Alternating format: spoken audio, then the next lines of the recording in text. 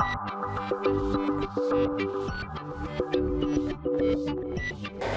and welcome to my playhouse, and today we start in the data center because this video is IT related and server related.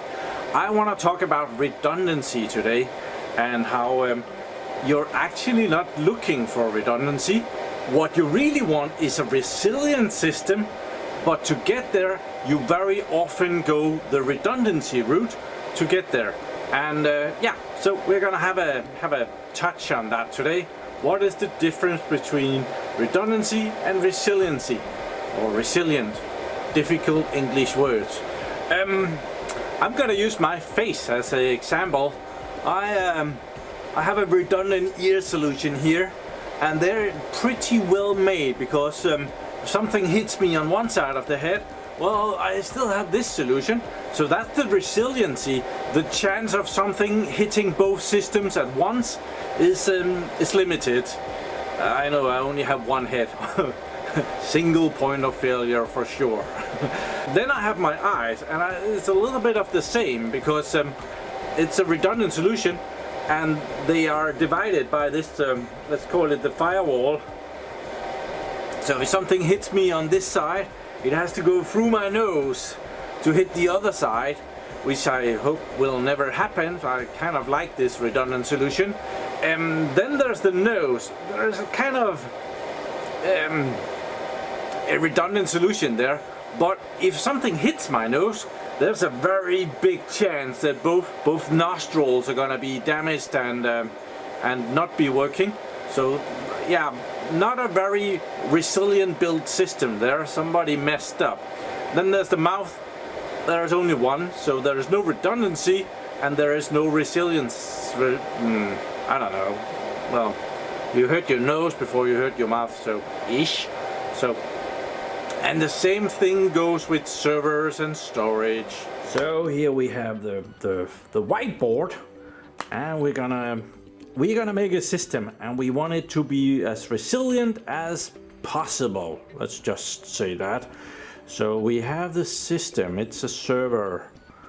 First we have this one server, and it has stuff on it. Very important stuff that needs to run. Let's make this it's a database server. SRV there. So we want this to be available all the time. So first we're gonna make sure that a power loss will not kill it. So to do that, we make sure that it has a redundant power solution, which means that it has two power supplies. We're just gonna make two boxes coming out of it here, and that's the power supplies there and there. That's the wires that goes out of here. So if we make a box here with power, just an extension core with holes in it, and we plug both of them in the same extension core, so the server has power redundancy, but it's not really resilient to power losses. If this breaks, we are not having a good day. So we need a resilient power solution as well. So for that we need to direct the power to two different extension cords. There, tick, tick, tick, tick, tick, that goes in there, and another one right there, tick, tick, tick, tick, there. So now we have our redundant power solution server going into redundant power distribution, except if these goes up to our, well, we need a UPS up here, UPS. If they go into the same UPS, well, then we have single point of failure in that UPS instead. So we have redundant power distribution, redundant power into the server, single point of failure in the UPS. So that's no good either. We need more of those. Oh, right there. So we need two UPSs. We're gonna make them a bit smaller for the drawing, right? There. So we'll have this one going into each of them. Awesome. So now we have, at least it's beginning to look a bit better here. So the UPSs are power from the grid. we assume. So we have wires going out of there, and that power comes from a distribution panel with fuses and stuff and blah blah blah. But somewhere it comes from a transformer. I don't know how that is drawn, but this is my transformer, and they need kind of two transformers if you're gonna do this right. There, I'm just gonna call them T, so that the UPSs get their power from two different transformers. Alright, there. And that's where we in the data center, we lose the ability to do much more than that. We can ask the power company to supply two transformers. What happens on the other side of that, we can hope that this transformer goes out that way and this transformer goes out that way, because there is something called a excavator, and an excavator is really good at digging up cables and finding those. If they just go a few centimeters into the ground, they will dig over a power cable like that. It's just Murphy's Law. So if we are really lucky, the transformers are not power from the same place, so that the excavator, I cannot do an excavator here. I think we can. Yeah, this is a very nice excavator. I'm sure you agree. So that would be a single point of failure, except the transformers, which power the UPSs, and the UPSs would be able to hold this system running for a little bit, but not long enough for anyone to do anything about this break over here. It's very complicated. Out here is a big power plant, and they have chimneys and stuff, and they have to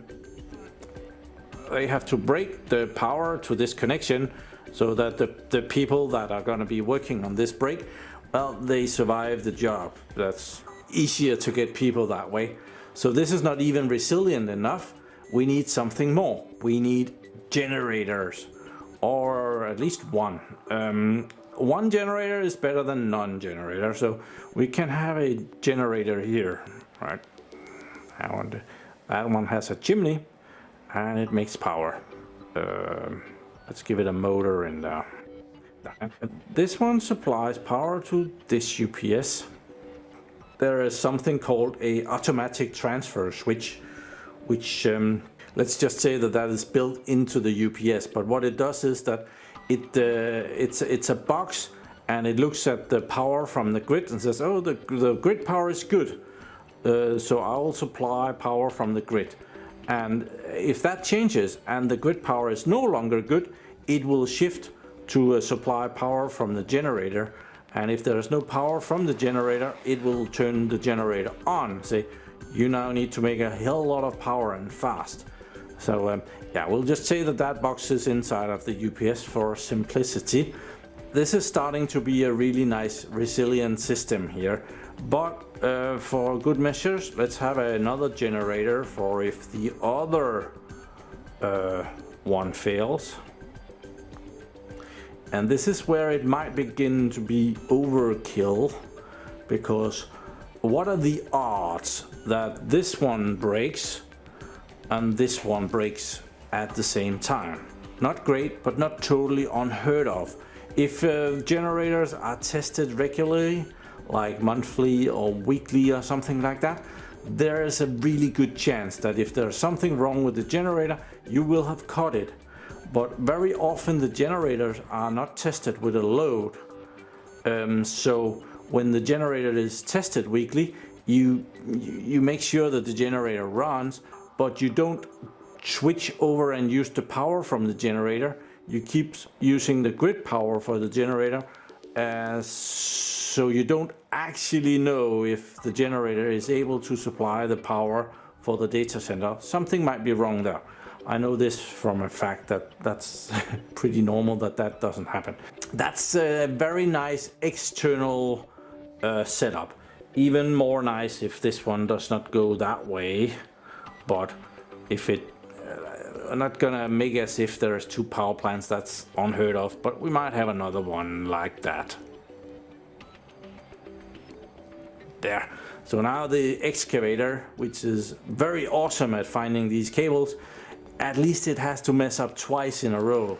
So that would be even more resilient.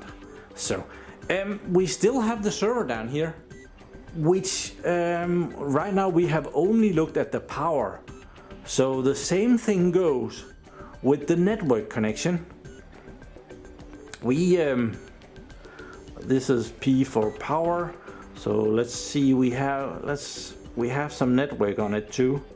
So if we have one network connection going out, this is the network connection that, well, let's do that for N for network. If this for some reason breaks, then all of this doesn't matter because no one is gonna able to use the server for what it's meant for. So therefore we, of course, to have resiliency, we need redundancy. So we need at least a second backup port here for our network, which this is not a network card, this is a fiber HBA card, but it could be a network card. If I didn't tell you that it was not, you might not even notice that it's not. So a card like this has 2 ports, so it would kind of do what we needed here. We have 2 ports out, but that makes this card a single point of failure. And if the card dies, our server will be down. So very often 2 cards will be installed. Then it doesn't necessarily have to have 2 ports. Then it can just have 1 port. So 2 cards, 1 port, and we get redundant network ports in the server with redundant network cards, which gives us resiliency on the network. But as this setup here, if both cards run into the same switch here, switch, there and there, well, then the switch is just a single point of failure. Switches needs firmware updating too, so if we need the switch firmware updated, well, the server is most likely gonna be off for that amount of time. So what you very often do is that in the top of the rack you have 2 switches. They can be the same brand, that's very nice, and each a connection to this way. So now we have, oh, that's also a switch. So we have redundant switches to get resilient network connections. Those 2 switches will go to some backbone. If you have a very little network, you might have a main switch here. Let's call that an MSW. So both switches goes into this one, and that one goes up to your router. That one goes out to your internet. That's gonna be an antenna. That's a router. There are some single point of failures here, but there is no one that says that you can't do redundancy there as well. So you can have another main switch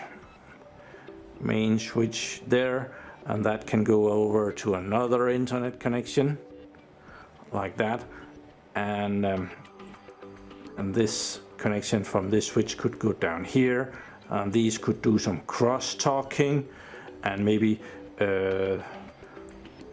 both of them can go to this router and both of them can go to this router.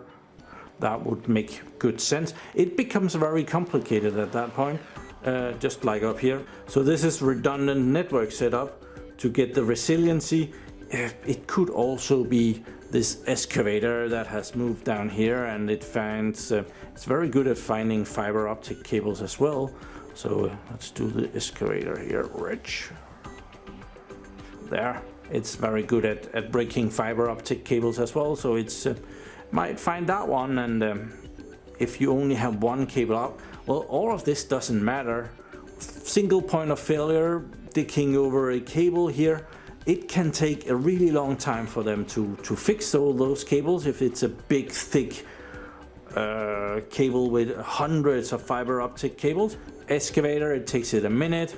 It could take a day or 2 for someone to splice all those cables back together before you have your internet connection again.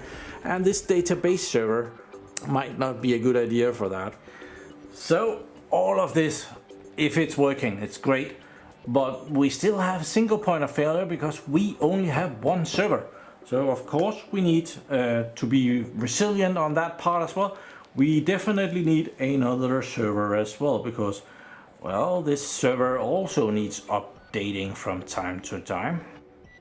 And this server is going to be connected in exactly the same way as this other server. If we are lucky, it's in another rack and it's on other power connectors, and it has a different set of top of rack switches that goes in a different connection over to our main switches, but it probably uses the same routers and stuff because it connects to a resilient, redundant system here and so on. And depending on what system you run here, there's different ways of doing this because it's actually pretty hard to get database servers to work together, because if someone writes something to the database, both databases has to have that data, because if this one suddenly disappears, it's very important that the latest updates are on this one.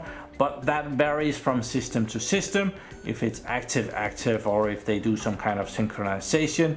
But more or less, it's very important that the data is not valid before it's redundant on the systems, so that we can take one server out and still have our data. So this is just the servers. Very often the data is not actually on the servers. It's on a storage system behind the servers, so that we have a redundant storage solution coming out of the server as well. There. So we have two connections that goes to to storage switches,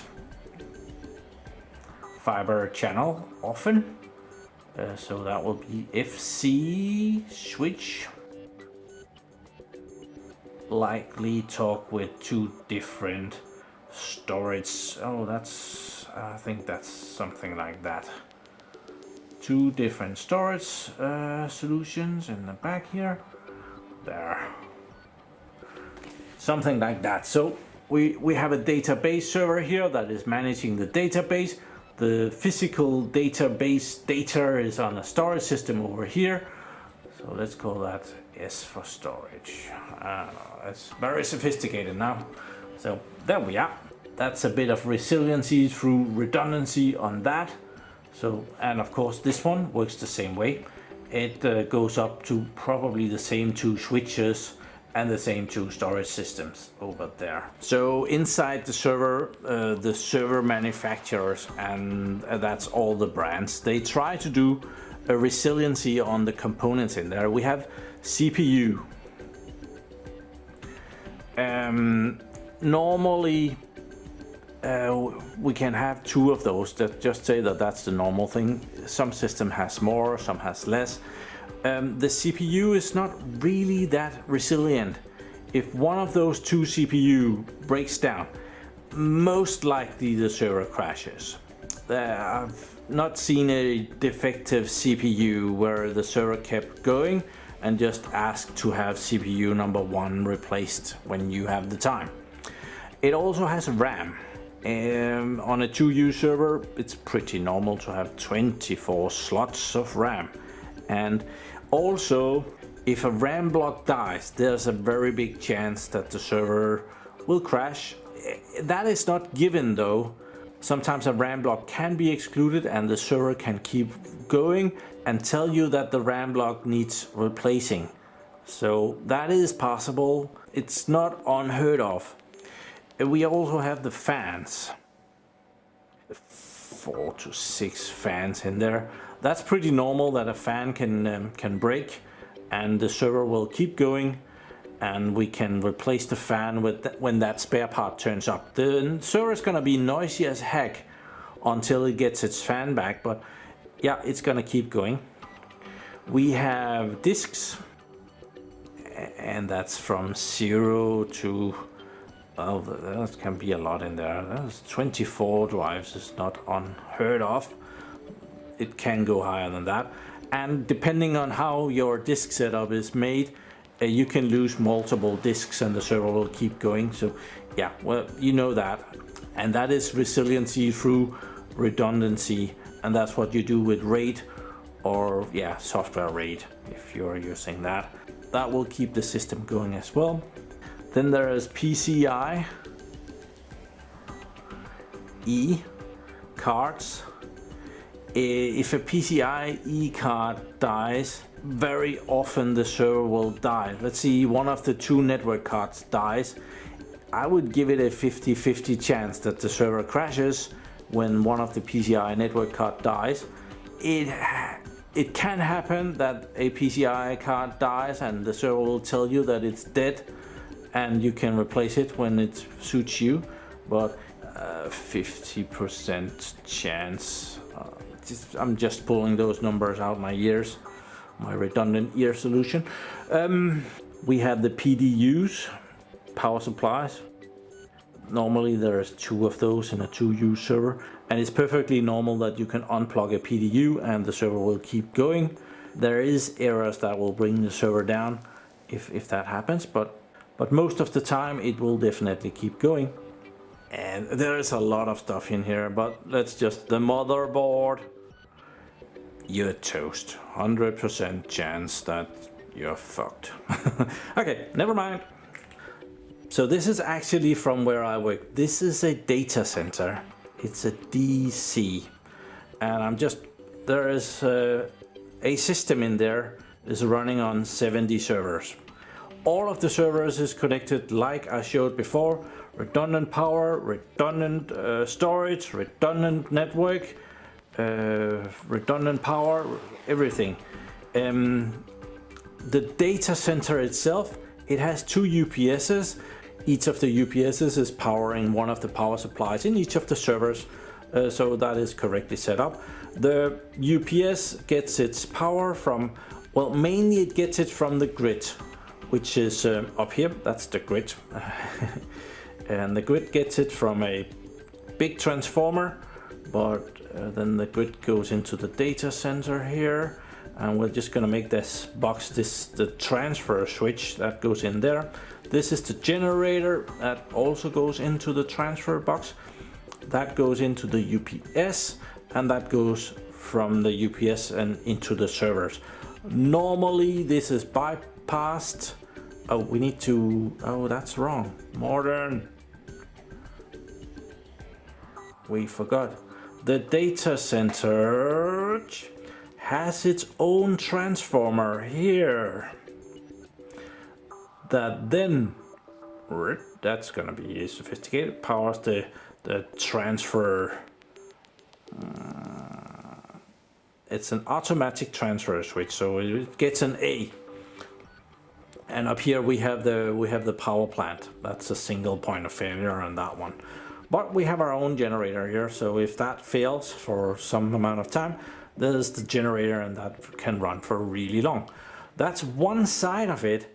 On the other side, there is exactly the same. There's an automatic transfer switch there, and that powers the UPS. It gets its power from its own transformer outside of the data center here, and that transformer gets its power from the grid. Most likely it gets it from the same high power transformer here that gets it over, but single point of failure is over here. The power company, they are difficult to work with. So, and the generator also supplies power to the automatic transfer switch right there. So 70 servers is all linked up like this. All of this redundancy to make it resilient. Cooling is another thing. This data center has 2 external supplied cooling systems that comes in. A redundant cooling solution. I'm not gonna go into that too much, but in the racks there are in-roll coolers, and half of them are powered from this system and half of them are powered from this system, which comes externally into the building. If this fails, the building has its own cooling solution. If this is the one running and these 2 are down, the cooling solution will only be able to supply half of the in-roll coolers in the data center, but it's still enough to cool the data center. So fixed. This is though just only half of it, because there's another data center, and I'm not going to draw all of it, but it's a 100% copy of that one. All of this redundancy to make this data center resilient, but even that has been copied. So there is a redundant data center which has the same 70 servers. And the 70 servers is enough to handle all the production, although the workload on the 70 servers, if the other 70 servers suddenly disappeared, will be very, very high. You would probably have to start prioritizing what jobs would be done, but it would be up and running, and all of the stuff is the same here. There is the redundant power supplies, there is the redundant network, there's redundant switches, there's redundant everything. Cooling and power, and it meets up with the power grid, like somewhere here. There is still the power company here that is a single point of failure, but it has its own 2 generator, it has its own switches, it has its own batteries. It's a total copy of this one. So it's very expensive to obtain this amount of resiliency through this amount of redundancy. And there is, well, there's some low-hanging fruits. This is a $10 million setup for those 2 data centers and all the stuff around it. So here are the 2 things. Resiliency is what you want, and you use redundancy to get it very often. But there is some instances where you can do the resiliency without having to do the redundancy. That could be make sure that there isn't any water pipes in your data center, so that there is no way of your data center to get flooded that way. And doing some cable management, making sure that your equipment are powered from different fuse boxes or so on. If you have a server with just one power supply, you can get a rack mountable automatic transfer switch, which will supply your one server with power, but behind that it will receive its power from 2 different locations, which could be the grid and your UPS. If something happens to grid power, your server will actually continue running on UPS power, even though it has only got one power supply. It is moving down into the redundancy because that makes it a redundant solution over here. But very, very often the resiliency is achieved by redundancy. Another way to obtain more resiliency is to not let stupid people into your data center, like off limit to the cleaning personnel, and if there has to be done any maintenance in there, it should be assistant access. The most stupid thing I've ever heard about, some workers that had to work in the data center, and they were told that these servers, well, no dust or anything, and well, they thought that they could use an ankle grinder in there, but they knew that the servers was to be protected, so they rip-wrapped them in plastic, which meant that everything crashed because it overheated. And yeah, that was just stupid as heck. That could have been avoided if you had had the data center people with them in there while they were working. Also, if you're the person with the ankle grinder, your brain works better if someone is looking over your shoulder. That will also help the resiliency. I must admit that when we have 70 servers on each side in each their data center, and each of them has 2 power supplies, I think that's a bit much. I think actually that those 70 servers that would be enough with just one power supply, and 35 of them going to one power system and the other 35 to another power system. I would think that would be plenty. But that is where I'm gonna turn it over to you. What do you think? What do you do in your setup to make it resilient, redundant? How much is too much? How many redundant network connections and how many redundant storage backups before it's just ridiculous? Do leave it in the comments below. And if you got something out of this video, please remember to give it a like down there. It's very helpful.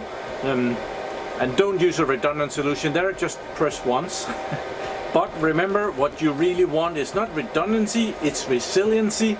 You want the system to be able to run continuously, and very often you do that by getting more redundancy, but just sometimes you can actually manage this in other ways. And that's where I'm very interested in you commenting. What have you done to make your data center more resilient? It can be anything, like not placing it at the end of the runway or something like that. So yeah, comments below. I would also like to remind my awesome patrons that every Sunday I do a Patreon video for you guys. So remember to go and watch my Patreon video. I enjoy very much when you do that. And on Sunday night, when I'm done with all my YouTube work, I am available on Discord for my Patreon. So promoting. Thank you very much for watching my videos. Do subscribe to my channel so that you can see me again. And have a really nice day. A redundant nice day. Bye bye.